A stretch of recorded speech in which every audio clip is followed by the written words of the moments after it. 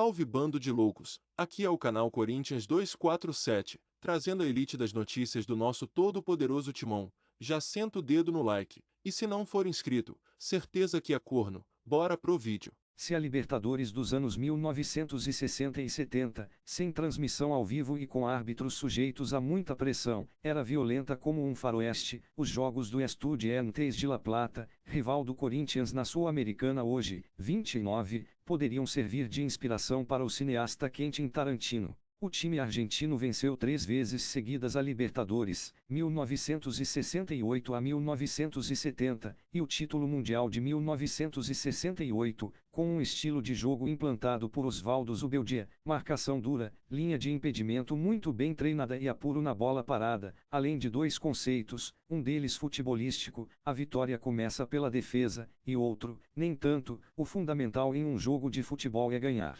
Foi em 22 de outubro de 1969 que os conceitos de Zubeldia foram deformados ao extremo e substituídos por uma violência poucas vezes vista. O adversário era o Milan, o estádio era a Bombonera e o jogo valia o título mundial. O Milan havia vencido na Itália por 3-0 e ficou com o título após uma derrota por 2-1.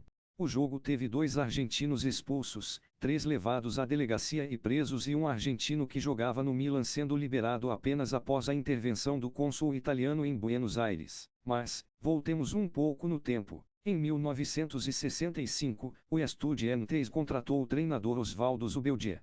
A ele, foi feito um pedido simples: impedir o descenso. Não havia dinheiro para grandes contratações e vieram jogadores de pouco nome e valor. Bilardo, sim, o treinador campeão mundial de 1986, entre eles. E havia jovens talentosos na categoria de base: Poletti, Aguirre Soares, Malbernat, Pachamé e Veron.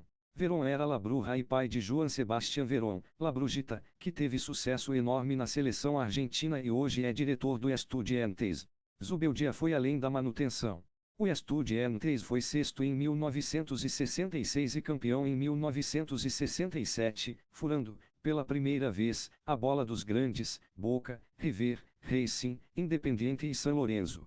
O Estudiantes era de Verón, muito bom jogador, mas era também o jogo coletivo, o escanteio fechado, e uma defesa férrea. Era um time indecifrável para muitos rivais. A primeira Libertadores foi ganha com vitórias sobre as 2 academias, o Racing, que defendia o título, na semifinal e o Palmeiras na final. O Estudiantes venceu o Palmeiras por 2-1 na Argentina, perdeu por 3-1 em São Paulo e o terceiro jogo, em Montevidéu, venceu por 2-0. O Estudiantes estava pronto para disputar o título mundial. O adversário era o Manchester United, que tinha um temível trio atacante: Bob Carlton, Pat Best e Denis Lau. O primeiro jogo foi na Bombonera, com pressão e a chamada catimba. Vitória por 1-0.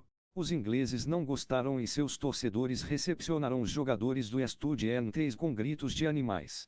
O Estudiantes foi campeão com um empate por 1-1.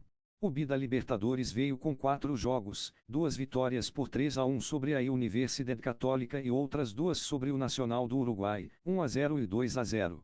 O bimundial ficou distante após uma derrota por 3-0 contra o Milan, em Milão. O brasileiro Sormani fez 2 gols e Combin, um argentino naturalizado francês, marcou o terceiro. Combin foi um dos picos da violência no segundo jogo. Ele havia deixado a Argentina e emigrado para a França, sem prestar o serviço